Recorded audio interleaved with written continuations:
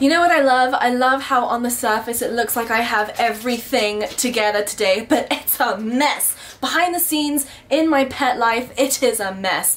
There is chaos everywhere. I'm eating a Chinese takeout at 1 p.m. in the afternoon on a random Thursday, and there's a lot going on. I have some really great animal updates, some life updates, and some not so great animal updates as well. Stay tuned. First of all, let's hear from today's sponsors. Today's video is sponsored by Skillshare. Skillshare is an online learning community with thousands of inspirational courses for curious and creative people. Explore new skills, develop existing interests, or just get lost in creativity. Skillshare is created specifically for learning, which means no adverts. And they're always launching new premium classes, which means that you can stay focused and continue flowing with your creativity. Whether you're a dabbler or a pro, a hobbyist or a master, you're creative. Discover what you can make with classes for every skill level. And when you join, you can try one of Skillshare's live classes. Experience real-time inspiration as you connect with popular teachers while watching and working along with other members. The first 1,000 of you to click the link down in my description box below will get 1 month free of Skillshare, so you can start exploring your creativity today. The course that I've been binge learning from is Thomas Frank's Productivity for Creatives. Build a system that brings out your best. Day to day, I wear a lot of different hats, so I've been learning all about efficiency and effectiveness, different ways that I can really maximize my productivity, and the importance of keeping a workspace nice and clean. Thank you so much to Skillshare for sponsoring today's video. Don't forget to go and check them out in the link below. Watch me become a mukbang channel. We need to make a video. Let me show you the chaos that's currently going on in the room. So my desk never looks like this, and like that's the bag that my takeout came in. Everything is such a mess. It's so gross. You know what else is gross? This little cretin right here taking a nap. Niffler! Oh, I have woken the demon. Oh no, hi Dobby. Hi! You coming out to say hi to everybody? Hey, don't step on Niffler, that's rude. That's so rude. Oh, hello, Niffler. Look at that face. He's like, wait, what's the date? Is it the 90s? Are the Backstreet Boys still at #1? Bless him. He's so cute. Aw, hi, Niff. Do you want to smell my spring roll fingers? Are they greasy and gross? Because I didn't even wash them yet. Huh? He's so done. But yeah, there's a lot of chaos that's going on here. A lot of craziness is happening. Essentially, let me come and fill you in. You want to get down now? I have to talk to everybody. You're kind of in the full frame. So as you may know, the last year and a half I've been living in Colorado with Kate, and she came to get me in my desperate hour of need and gave me an amazing place to you know, find my strength and figure out my next move. What do I want to do? Where do I want to be? And the time has now come for myself and Kiba and my animals to take the next step and to find another place to be.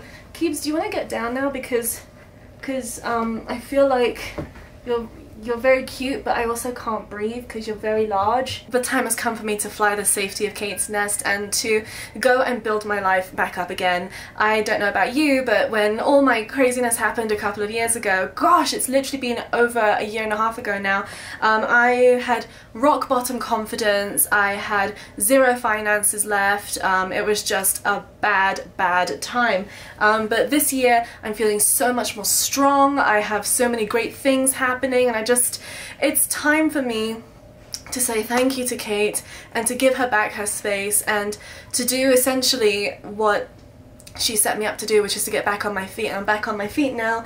And it's just time. I'm really excited. I've actually found a wonderful place there. It's a rental, it is not a purchase, and they are happy with all my animals, they love Kiba, so that's really great, and I can't wait to show you how I pull this house together and make this house into a home, and I hope you'll enjoy seeing that. And there is a great space for a really wonderful pet room as well. So part of my plans are to set up the ferrets, of course in their enclosure, but set within a larger pen so that they can always come out and have more space, as was always the plan. You might remember a couple of years ago I bought some Clearly Loved Pets pens. I love them. They're still in storage right outside in the garage, so I'd like to resurrect those for sure.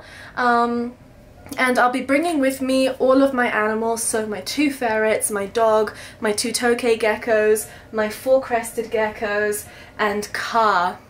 Which brings me on to my piece of bad news, and I'm sure a lot of you have been wondering, how is Zombie doing? Yesterday, Zombie passed away. Now, I am cut up over it. I cried a lot yesterday. I pretty much didn't sleep all night long last night because I was very, very upset about it, but I woke up today after getting, you know, an hour or so worth of sleep, and I just told myself it is time to focus on the move. You can grieve later when you have processed. I haven't processed. For me, it takes me a couple of weeks to process when an animal is passed. So yesterday it was awful. I was expecting it. She was not well at all for the last couple of months. She was rapidly losing weight, couldn't keep food down. There was nothing wrong for her at the vets. They did fecals. They did so many different kinds of test and examinations. They couldn't find anything wrong with her. We'd feel at this point it was just old age. And at one point, actually, in one of my more recent videos, I mentioned that I thought that I might be the problem. I thought that because I didn't brumate her, that perhaps that was taking a toll on her, because she was an ex-breeder snake. She was used to breeding clutch after clutch of eggs and producing clutch after clutch of eggs, and I didn't rest her. And I wasn't her breeder. She was actually a rescue. She came to me from somebody who received her as part of a reptile trade. It was from a friend of mine who actually has a reptile breeding business, and he received her as part of a trade, and she belonged to somebody who had been breeding her for a number of years, and unfortunately that does take a toll. I don't breed grey-banded king snakes. She was just a pet, and I'm so grateful that I was able to give her a nice comfortable home to retire in. She had several years, I think 3 or 4 years with me, where she got to experience real sunlight on her scales, and she got to have a beautiful zen habitat. I mean, the 4x2x2 enclosure that she's been in, I was gonna say that she is in, that she has been in is so much wonderful space for her, and she enjoyed every inch of it, all the different enrichment I gave her, and I'd pull her out and bring her into the sun. She loved it. She was such an amazing snake, and she will be so deeply missed. But at the same time, I literally have cried so much. I filmed a whole video yesterday, and it's just not coherent, so I'm not even going to post it. But Zombie, I love you so much, and thank you for letting me be your snaky mum. Thank you for being my snake baby, and we'll keep you alive on the channel. So that's Zombie. I have a lot of packing to do. I will be sharing the packing process and how I move my animals and what kind of challenges I might face. I'll be documenting the setup of the new animals. And yesterday I was just going around taking inventory of all the enclosures, so obviously Zombies is open and I have to clean it out because she's no longer in there. But I have been going around and checking out, you know, what I want to chuck out of the different enclosures. If there's plants that are not doing well that can be yeeted, like justified yeetage, into the abyss of the garbage, or into the compost. But I went into Banana Bean's enclosure, and Banana Bean surprised me the other day. If you're following me on Instagram, you might have seen, but there she is. She's hanging out in the snake plant. All of my crested geckos love snake plants. But I was bringing out her pothos in order to water it, and I found 2 eggs. 2 eggs which she had hidden from me, and I was so worried about the eggs because one of them was starting to cave in a little bit, which meant that the humidity wasn't sufficient. Now the amazing thing about this is that Banana Bean, who I'm going to bring out so you can actually see her and she can come and hang out. Coming out, Banana Bean. So this here is Banana Bean. She's fired down right now, so she's looking a lot more murky than she normally does. Normally she's a beautiful yellow color, and she came to me about a month or so ago, and she had not been paired with any males, I believe, since April. With her last breeder, and the breeder who sold her to me mentioned that she hasn't been paired since. So I thought that perhaps, even though I do know that crested geckos can retain sperm and they can in fact lay viable eggs even after the fact, I thought that her first clutch would be duds because I haven't sorted a male out for her. However, she surprised me. So let's take a look at these eggs. Now these are the 2 eggs that Banana Bean decided to hide from me so craftily, and I'm going to show you kind of their progress right now. This is how they look. Ta-da! So I mean, they're looking alright. This one's a little bit discoloured around the side. I'm not too worried about that right now. And it's very important that you never rotate the actual eggs because that can cause any embryo on the inside, or embryos if you have twins, as often happens with crested geckos, to detach from the actual egg and to drown. So that's why I'm actually pivoting the camera really awkwardly rather than pivoting the egg. Now at first I was wondering if they were fertile, and I initially thought no, because I have not paired Banana Bean with Zay, who is my only adult breeding male, Zay aka Chungosaurus rex.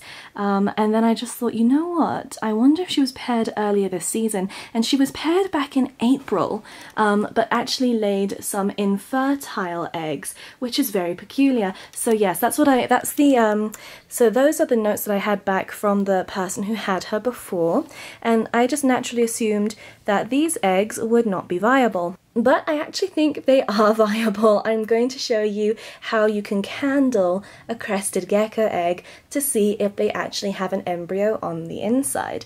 So I'm going to go ahead and show you using my cell phone.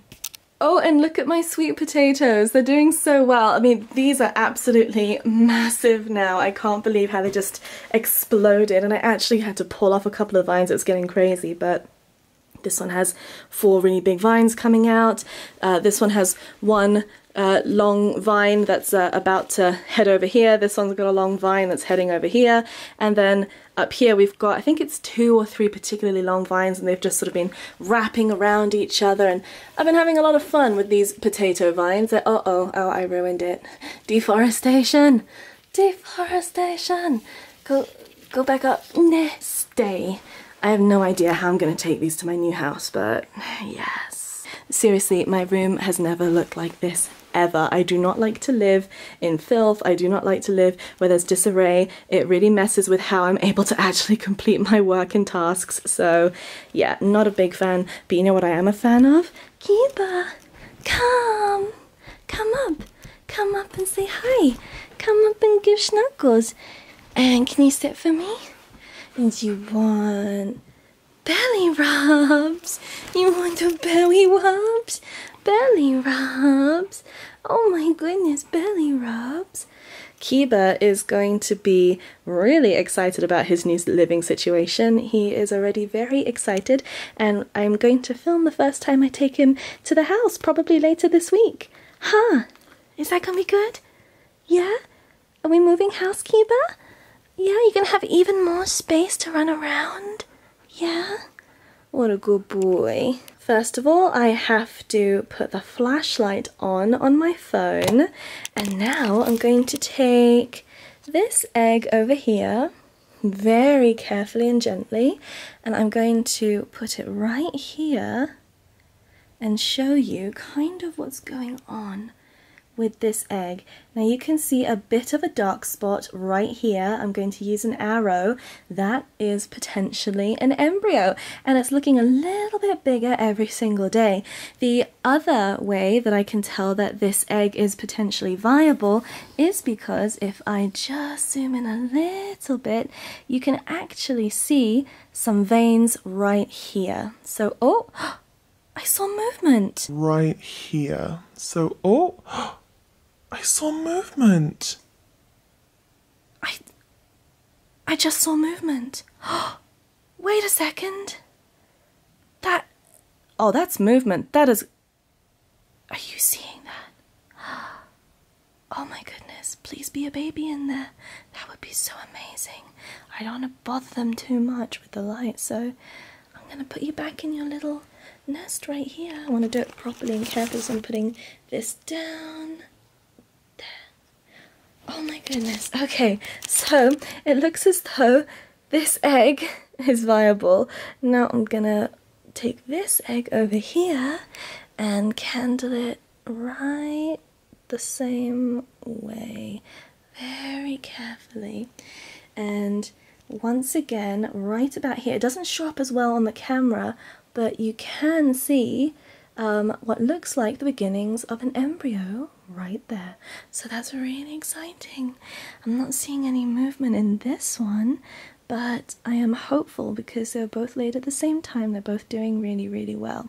Now, what a lot of people do when they have crested gecko eggs is they get a marker and they just, or a pencil, and they just make a very gentle mark at the top there so that they know which way up the eggs are. But literally, I'm only checking these eggs once every so often. Again, I'm going to put the camera down so that I can focus all my energy on putting this egg down exactly as it was, nice and gently. And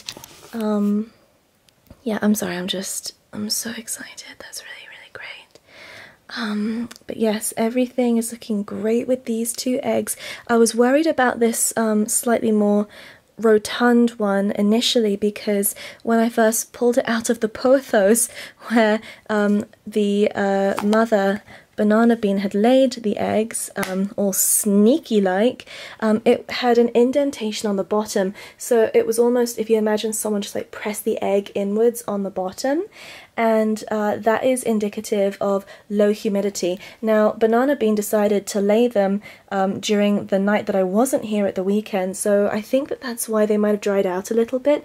I didn't get to them as fast as I would have liked to, but I'm grateful that they're looking really good so far. These eggs are in the corner over here with all of my plants because they're in the dark over there. The eggs don't want to be in direct sunlight or anything like that. Remember, they would get laid just beneath the surface of the substrate in the wild, so I'm trying to replicate that.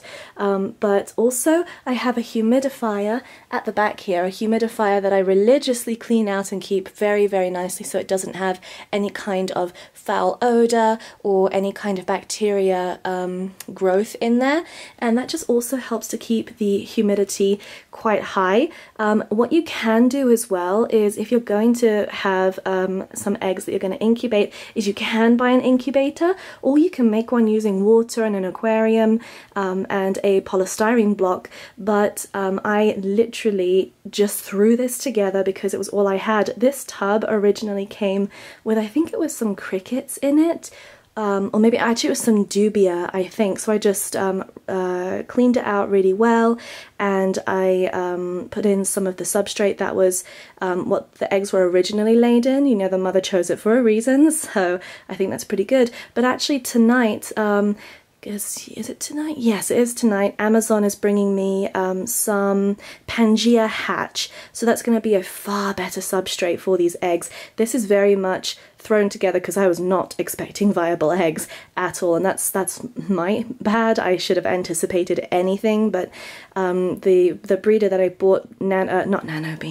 Bean from told me that she had not been paired successfully this year, so I was like, oh, alright, there's not going to be viable eggs, I'm not going to breed her, so there we go. But apparently she does, and the breeder cannot specify which male these came from, so they could be they could literally be any color. That's really exciting. Banana Bean is a yellow harlequin with a reduced pattern and a pinstripe, but it's going to be difficult to say what these are because the previous breeder cannot tell me which male that this would have been from. So they could literally be any color, and I will keep you up to date on the progress of these eggs. I'm really excited, and I hope that they do really well.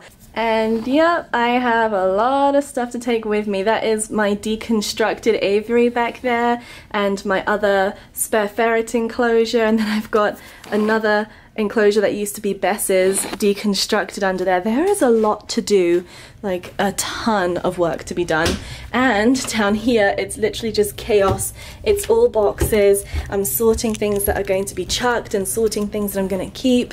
So yeah, it's really just a hot mess right now. So that's how we're doing. That's all of the updates I have for you. Oh, I'm being watched.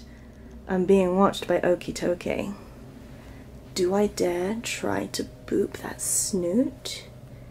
Can I get to it? Oh, he's ducking away. He's not happy. Wait, what did you do to my oh, hello. Oh, I forgot. I have another update. So, oh, now I feel terrible for opening up this enclosure. All right, Vexus, I am going to fix my plant.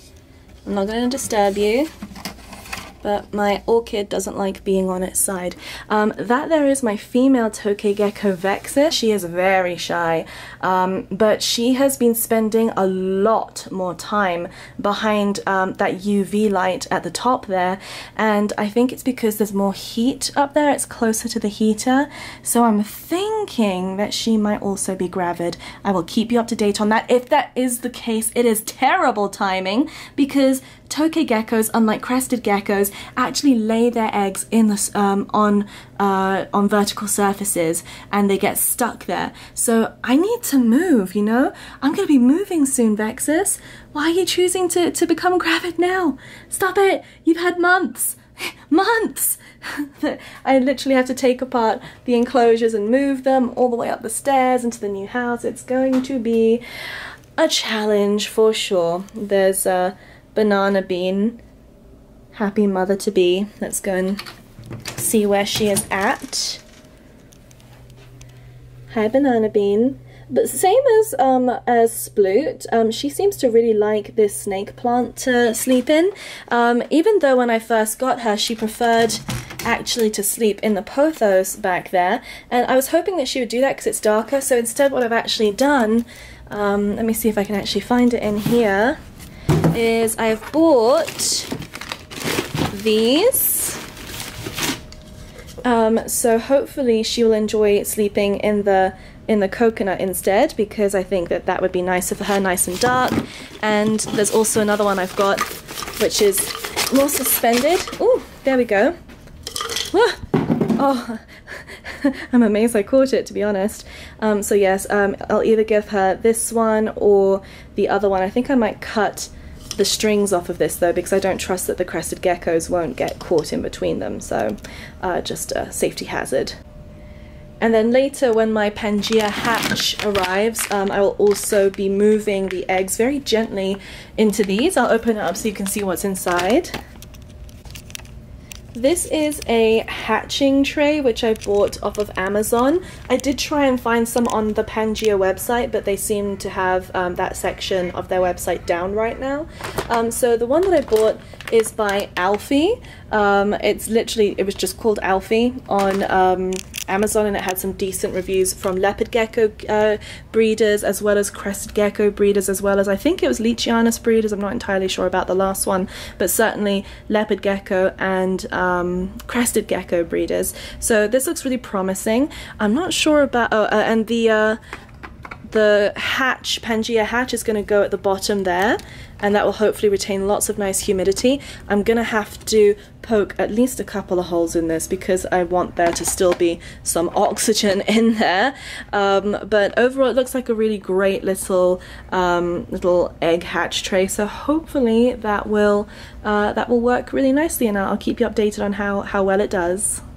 So I put down my camera thinking that I would sign off yesterday when I was all done up and make-upped and everything, but I forgot. But I have to get down to editing this video if it's going to be out in time. So thank you all so much for watching me, what was technically yesterday at my time. No, I'm not wearing makeup. No, I haven't brushed my hair or my teeth yet. It's like 6 in the morning. But I hope that you all really enjoyed this video and the chaos, and I hope that I will see you in another video soon. Bye!